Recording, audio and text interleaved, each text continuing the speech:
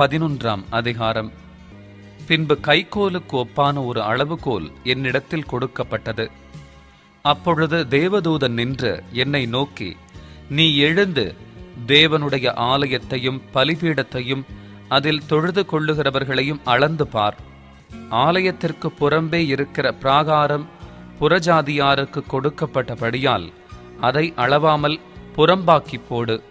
பரிசுத்த நகரத்தை அவர்கள் 42 மாதம் அளவும் மிதிப்பார்கள். என்னுடைய 2 சாட்சிகளும் இரட்டு வஸ்திரமுடுத்திக் கொண்டிருக்கிறவர்களாய் 1260 நாளளவும் தீர்க்க தரிசனம் சொல்லும்படி அவர்களுக்கு அதிகாரம் கொடுப்பேன். பூலோகத்தின் ஆண்டவருக்கு முன்பாக நிற்கிற 2 ஒலிவ மரங்களும் 2 விளக்கு தண்டுகளும் இவர்களே. ஒருவன் அவர்களை சேதப்படுத்த மனதாயிருந்தால் அவர்களுடைய வாயிலிருந்து அக்கினி புறப்பட்டு அவர்களுடைய சத்துருக்களை பட்சிக்கும். அவர்களை சேதப்படுத்த மனதாயிருக்கிறவன் எவனோ அவன் அப்படியே கொல்லப்பட வேண்டும். அவர்கள் தீர்க்க தரிசனம் சொல்லி வருகிற நாட்களிலே மழை பெய்யாத படிக்கு வானத்தை அடைக்க அவர்களுக்கு அதிகாரம் உண்டு. அவர்கள் தண்ணீர்களை இரத்தமாக மாற்றவும் தங்களுக்கு வேண்டும் போதெல்லாம் பூமியை சகலவித வாதைகளாலும் பாதிக்கவும் அவர்களுக்கு அதிகாரம் உண்டு. அவர்கள் தங்கள் சாட்சியை சொல்லி முடித்திருக்கும் போது பாதாளத்திலிருந்தேறுகிற மிருகம் அவர்களோடே யுத்தம் பண்ணி அவர்களை ஜெயித்து அவர்களை கொன்று போடும். அவர்களுடைய உடல்கள் மகாநகரத்தின் விசாலமான வீதியிலே கிடக்கும். அந்த நகரம் சோதோம் என்றும் எகிப்து என்றும் ஞானார்த்தமாய் சொல்லப்படும். அதிலே நம்முடைய கர்த்தரும் சிலுவையிலே அறையப்பட்டார். ஜனங்களிலும் கோத்திரங்களிலும் பாஷைக்காரரிலும் ஜாதிகளிலும் உள்ளவர்கள் அவர்களுடைய உடல்களை 3½ நாள் வரைக்கும் பார்ப்பார்கள். அவர்களுடைய உடல்களை கல்லறைகளில் வைக்க ஒட்டார்கள். அவ்விரண்டு தீர்க்க தரிசிகளும் பூமியின் குடிகளை வேதனைப்படுத்தினபடியால் அவர்கள் நிமித்தம் பூமியில் குடியிருக்கிறவர்கள் சந்தோஷப்பட்டு களி கூர்ந்து ஒருவருக்கொருவர் வெகுமதிகளை அனுப்புவார்கள். 3½ நாளைக்கு பின்பு தேவனிடத்திலிருந்து ஜீவ ஆவி அவர்களுக்குள் பிரவேசித்தது. அப்பொழுது அவர்கள் காலூன்றி நின்றார்கள். அவர்களை பார்த்தவர்களுக்கு மிகுந்த பயம் உண்டாயிற்று. இங்கே ஏறி வாருங்கள் என்று வானத்திலிருந்து தங்களுக்கு உண்டான பெரிய சத்தத்தை அவர்கள் கேட்டு மேகத்தில் ஏறி வானத்திற்கு போனார்கள். அவர்களுடைய சத்துருக்கள் அவர்களை பார்த்தார்கள். அந்நேரத்திலே பூமி மிகவும் அதிர்ந்தது. உடனே அந்த நகரத்தில் 10 பங்கு இடிந்து விழுந்தது. மனுஷரில் 7000 பேர் பூமி அதிர்ச்சியினால் அழிந்தார்கள். மீதியானவர்கள் பயமடைந்து பரலோகத்தின் தேவனை மகிமைப்படுத்தினார்கள். 2ஆம் ஆபத்து கடந்து போயிற்று. இதோ 3ஆம் ஆபத்து சீக்கிரமாய் வருகிறது. 7ஆம் தூதன் எக்காளம் ஊதினான். அப்பொழுது உலகத்தின் ராஜ்யங்கள் நம்முடைய கர்த்தருக்கும் அவருடைய கிறிஸ்துவுக்கும் உரிய ராஜ்யங்களாயின. அவர் சதா காலங்களிலும் ராஜ்யபாரம் பண்ணுவார் என்னும் கெம்பீர சத்தங்கள் வானத்தில் உண்டாகின. அப்பொழுது தேவனுக்கு முன்பாக தங்கள் சிங்காசனங்கள் மேல் உட்கார்ந்திருந்த 24 மூப்பர்களும் முகம் குப்பர விழுந்து, இருக்கிறவரும் இருந்தவரும் வருகிறவருமாகிய சர்வ வல்லமையுள்ள கர்த்தராகிய தேவனே, உம்மை ஸ்தோத்திரிக்கிறோம். தேவரீர் உமது மகா வல்லமையை கொண்டு ராஜ்யபாரம் பண்ணுகிறீர். ஜாதிகள் கோபித்தார்கள், அப்பொழுது உம்முடைய கோபம் மூண்டது. மரித்தோர் நியாயத்தீர்ப்படைகிறதற்கும் தீர்க்க தரிசிகளாகிய உம்முடைய ஊழியக்காரருக்கும் பரிசுத்தவான்களுக்கும் உமது நாமத்தின் மேல் பயபக்தியாயிருந்த சிறியோர் பெரியோருக்கும் பலனளிக்கிறதற்கும் பூமியை கெடுத்தவர்களை கெடுக்கிறதற்கும் காலம் வந்தது என்று சொல்லி தேவனை தொழுது கொண்டார்கள். அப்பொழுது பரலோகத்தில் தேவனுடைய ஆலயம் திறக்கப்பட்டது. அவருடைய ஆலயத்திலே அவருடைய உடன்படிக்கையின் பெட்டி காணப்பட்டது. அப்பொழுது மின்னல்களும் சத்தங்களும் இடி முழக்கங்களும் பூமி அதிர்ச்சியும் பெருங்கல் மழையும் உண்டாயின. 12ஆம் அதிகாரம். அன்றியும் ஒரு பெரிய அடையாளம் வானத்திலே காணப்பட்டது. ஒரு ஸ்திரீ சூரியனை அணிந்திருந்தாள். அவள் பாதங்களின் கீழே சந்திரனும் அவள் சிரசின் மேல் 12 நட்சத்திரங்களுள்ள கிரீடமும் இருந்தன. அவள் கர்ப்பவதியாயிருந்து பிரசவ வேதனையடைந்து பிள்ளை பெறும்படி வருத்தப்பட்டு அலறினாள். அப்பொழுது வேறொரு அடையாளம் வானத்திலே காணப்பட்டது.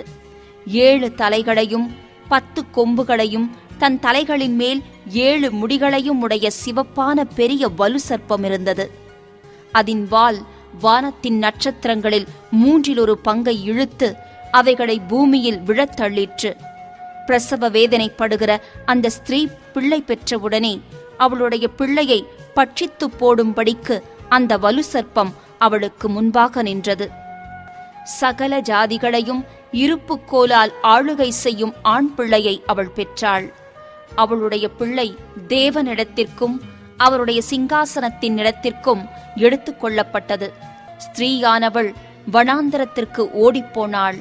அங்கே 1260 நாளளவும் அவளை போஷிப்பதற்காக தேவனால் ஆயத்தமாக்கப்பட்ட இடம் அவளுக்கு உண்டாயிருந்தது. வானத்திலே யுத்தம் உண்டாயிற்று. மிகாவேலும் அவனைச் சேர்ந்த தூதர்களும் வலு சர்ப்பத்தோடே யுத்தம் பண்ணினார்கள். வலு சர்ப்பமும் அதைச் சேர்ந்த தூதரும் யுத்தம் பண்ணியும் ஜெயங்கொள்ளவில்லை. வானத்தில் அவர்கள் இருந்த இடமும் காணப்படாமற் போயிற்று. உலகம் அனைத்தையும் மோசம் போக்குகிற பிசாசு என்றும் சாத்தான் என்றும் சொல்லப்பட்ட பழைய பாம்பாகிய பெரிய வலு சர்ப்பம் தள்ளப்பட்டது. அது பூமியிலே விழத்தள்ளப்பட்டது. அதனோடே கூட அதைச் சேர்ந்த தூதரும் தள்ளப்பட்டார்கள். அப்பொழுது வானத்திலே ஒரு பெரிய சத்தம் உண்டாகி, இப்பொழுது இரட்சிப்பும் வல்லமையும் நமது தேவனுடைய ராஜ்யமும் அவருடைய கிறிஸ்துவின் அதிகாரமும் உண்டாயிருக்கிறது. இரவும் பகலும் நம்முடைய தேவனுக்கு முன்பாக நம்முடைய சகோதரர் மேல் குற்றஞ்சுமத்தும் பொருட்டு அவர்கள் மேல் குற்றஞ்சாட்டுகிறவன் தாழத் தள்ளப்பட்டு போனான். மரணம் நேரிடுகிறதாயிருந்தாலும் அதற்கு தப்பும்படி தங்கள் ஜீவனையும் பாராமல் ஆட்டுக்குட்டியின் இரத்தத்தினாலும் தங்கள் சாட்சியின் வசனத்தினாலும் அவனை ஜெயித்தார்கள். ஆகையால் பரலோகங்களே, அவைகளில் வாசமாயிருக்கிறவர்களே, களி கூறுங்கள். பூமியிலும் சமுத்திரத்திலும் குடியிருக்கிறவர்களே, ஐயோ, பிசாசானவன் தனக்கு கொஞ்ச கால மாத்திரம் உண்டென்று அறிந்து மிகுந்த கோபம் கொண்டு உங்களிடத்தில் இறங்கினபடியால் உங்களுக்கு ஆபத்து வரும் என்று சொல்லக் கேட்டேன். வலு சர்ப்பமானது தான் பூமியிலே தள்ளப்பட்டதை அறிந்து அந்த ஆண் பிள்ளையை பெற்ற ஸ்திரீயை துன்பப்படுத்தினது. ஸ்திரீயானவள் அந்த பாம்பின் முகத்திற்கு விலகி ஒரு காலமும் காலங்களும் அரைக்காலமுமாக போஷிக்கப்படத்தக்கதாய் வனாந்தரத்தில் உள்ள தன் இடத்திற்கு பறந்து போகும்படி பெருங்கழுகின் 2 சிறகுகள் அவளுக்கு கொடுக்கப்பட்டது. அப்பொழுது அந்த ஸ்திரீயை வெள்ளம் கொண்டு போகும்படிக்கு பாம்பானது தன் வாகிலிருந்து ஒரு நதி போன்ற வெள்ளத்தை அவளுக்கு பின்னாக ஊற்றிவிட்டது.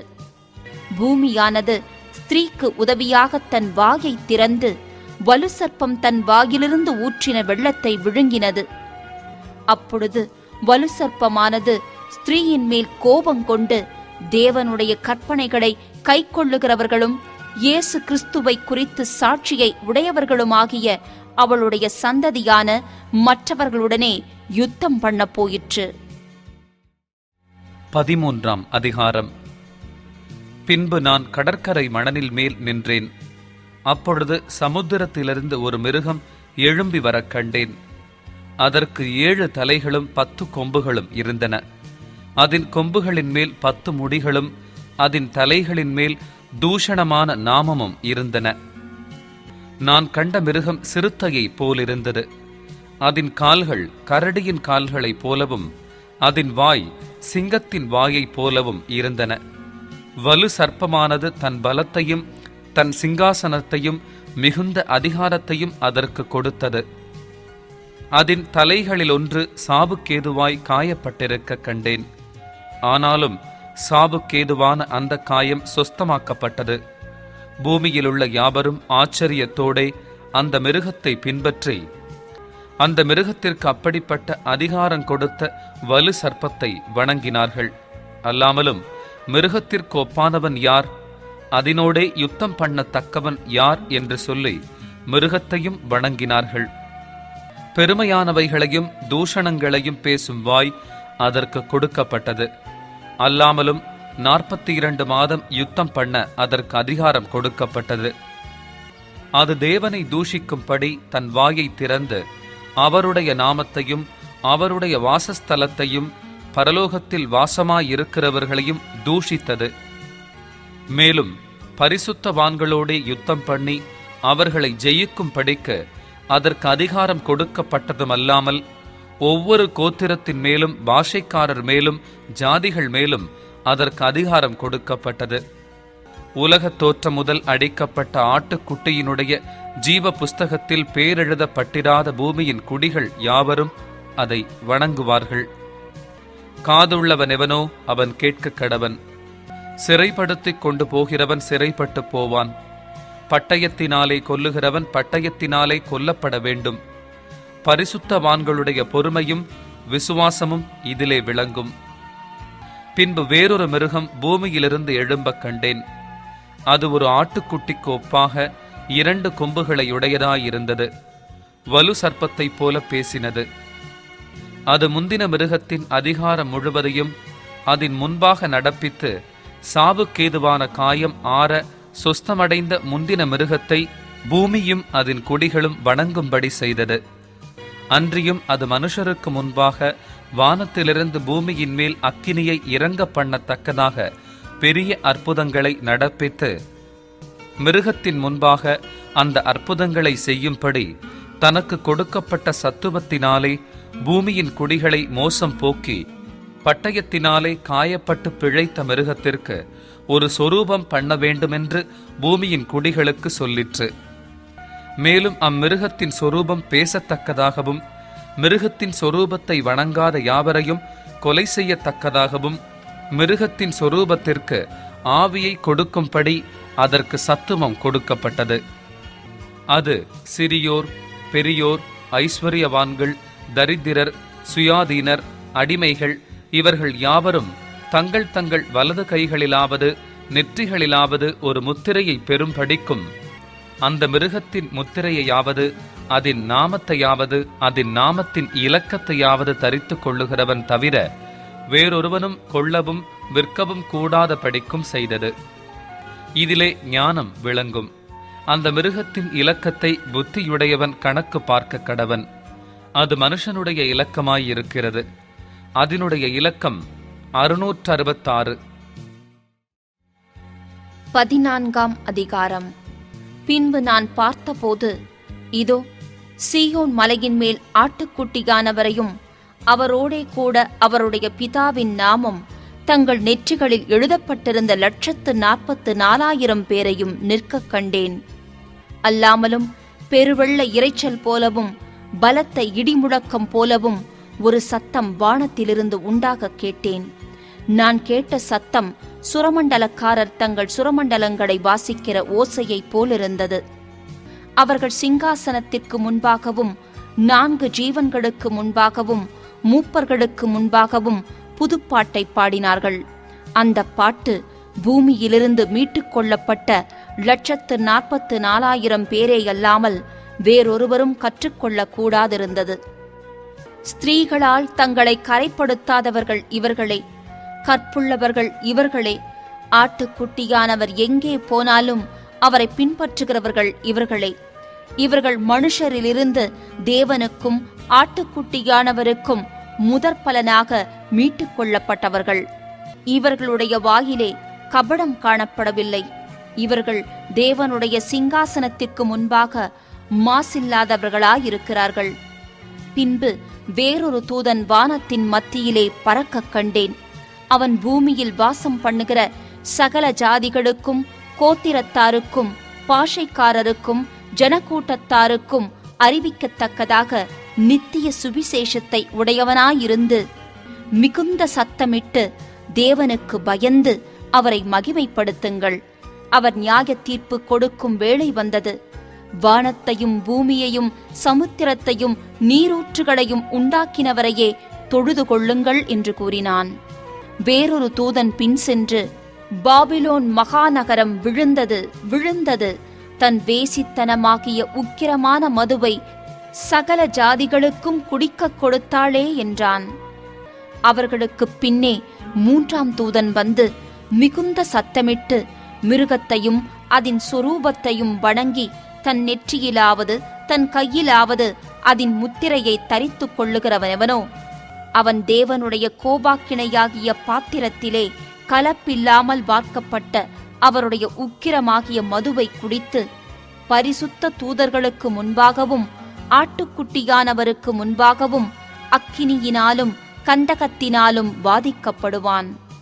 அவர்களுடைய வாதையின் புகை சதா காலங்களிலும் எழும்பும். மிருகத்தையும் அதன் சொரூபத்தையும் வணங்குகிறவர்களுக்கும் அதனுடைய நாமத்தின் முத்திரையை தரித்துக் கொள்ளுகிற எவனுக்கும் இரவும் பகலும் இளைப்பாறுதலிராது. தேவனுடைய கற்பனைகளையும் இயேசுவின் மேலுள்ள விசுவாசத்தையும் காத்துக் கொள்ளுகிறவர்களாகிய பரிசுத்தவான்களுடைய பொறுமை இதிலே விளங்கும் என்று கூறினான். பின்பு பரலோகத்திலிருந்து ஒரு சத்தம் உண்டாகக் கேட்டேன். அது, கர்த்தருக்குள் மரிக்கிறவர்கள் இது முதல் பாக்கியவான்கள் என்றெழுது. அவர்கள் தங்கள் பிரயாசங்களை விட்டொழிந்து இளைப்பாறுவார்கள். அவர்களுடைய கிரியைகள் அவர்களோடே கூடப்போம். ஆவியானவரும் ஆம் என்று திருவுளம் பற்றுகிறார் என்று சொல்லிற்று. பின்பு நான் பார்த்தபோது, இதோ வெண்மையான மேகத்தையும் அந்த மேகத்தின் மேல் மனுஷகுமாரனுக்கு கொப்பானவராய் தமது சிரசின் மேல் பொற்கிரீடத்தையும் தமது கையிலே கருக்குள்ள அரிவாளையும் உடைய ஒருவர் உட்கார்ந்திருக்கிறதையும் கண்டேன். அப்பொழுது வேறொரு தூதன் தேவாலயத்திலிருந்து புறப்பட்டு மேகத்தின் மேல் உட்கார்ந்திருக்கிறவரை நோக்கி, பூமியின் பயிர் முதிர்ந்தது, அறுக்கிறதற்கு காலம் வந்தது. ஆகையால் உம்முடைய அரிவாளை நீட்டி அறுத்துவிடும் என்று மிகுந்த சத்தமிட்டுச் சொன்னான்.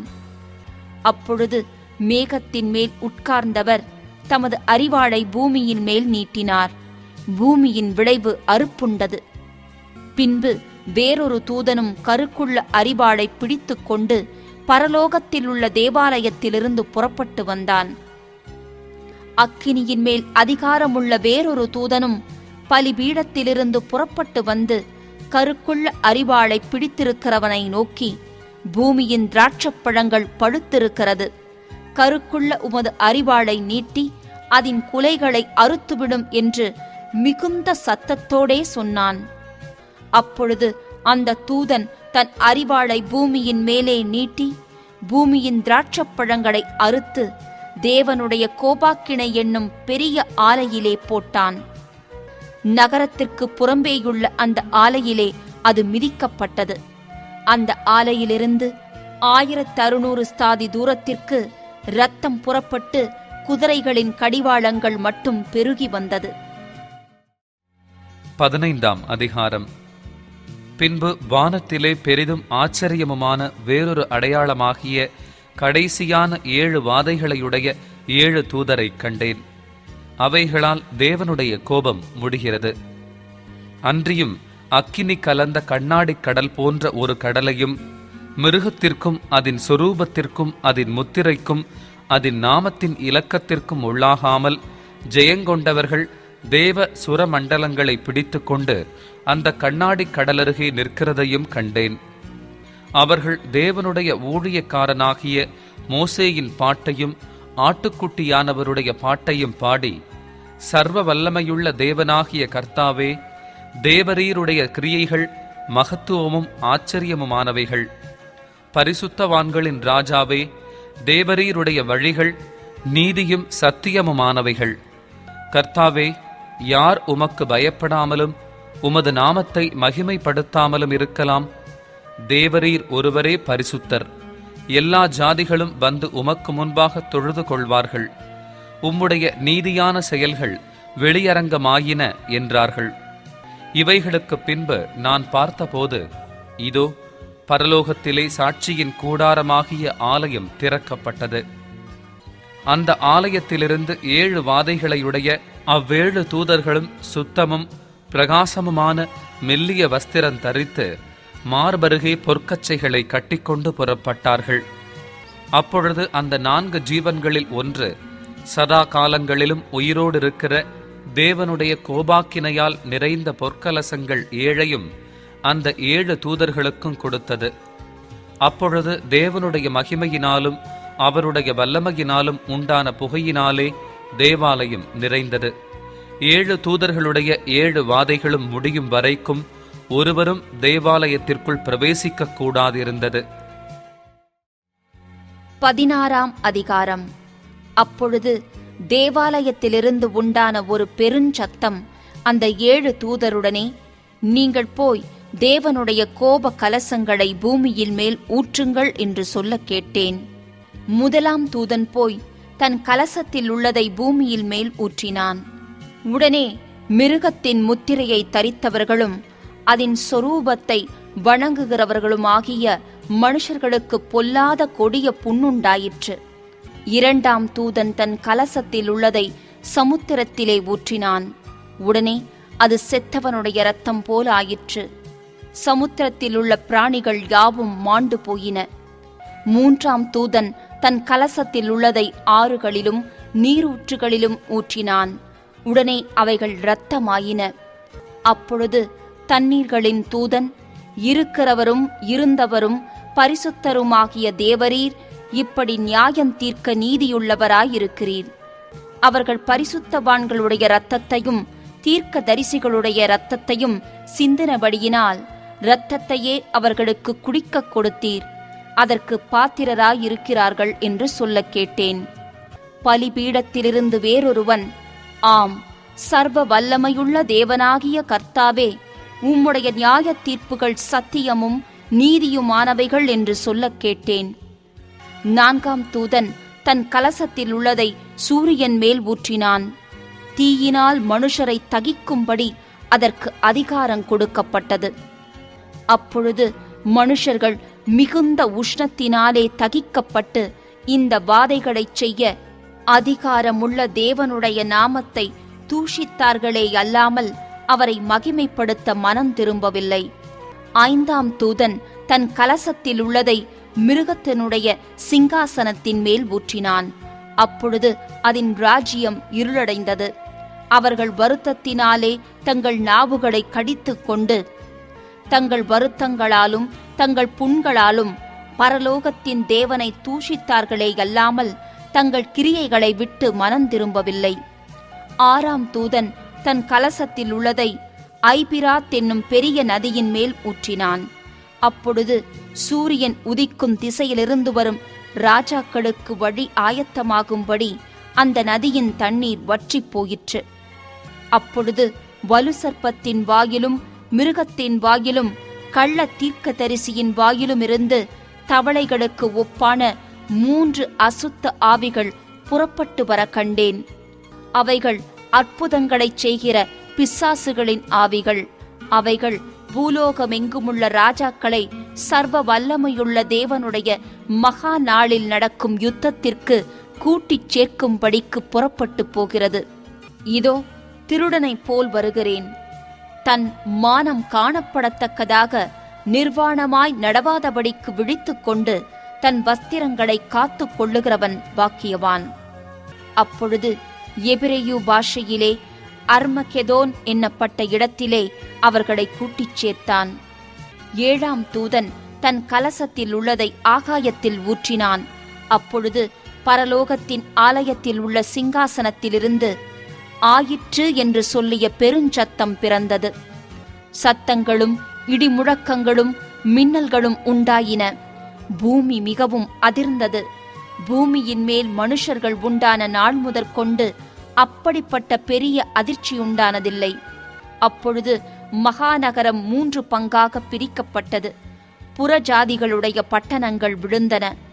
மகா பாபிலோனுக்கு தேவனுடைய உக்கிரமான கோபாக்கினையாகிய மதுவுள்ள பாத்திரத்தை கொடுக்கும்படி அது அவருக்கு முன்பாக நினைப்பூட்டப்பட்டது. தீவுகள் யாவும் அகன்று போயின. பர்வதங்கள் காணப்படாமற் போயின. தாலந்து நிறையான பெரிய கல்மழையும் வானத்திலிருந்து மனுஷர் மேல் விழுந்தது. அந்த கல்மழையினால் உண்டான வாதைய நிமித்தம் மனுஷர்கள் தேவனை தூஷித்தார்கள். அந்த வாதை மகா கொடிதாயிருந்தது.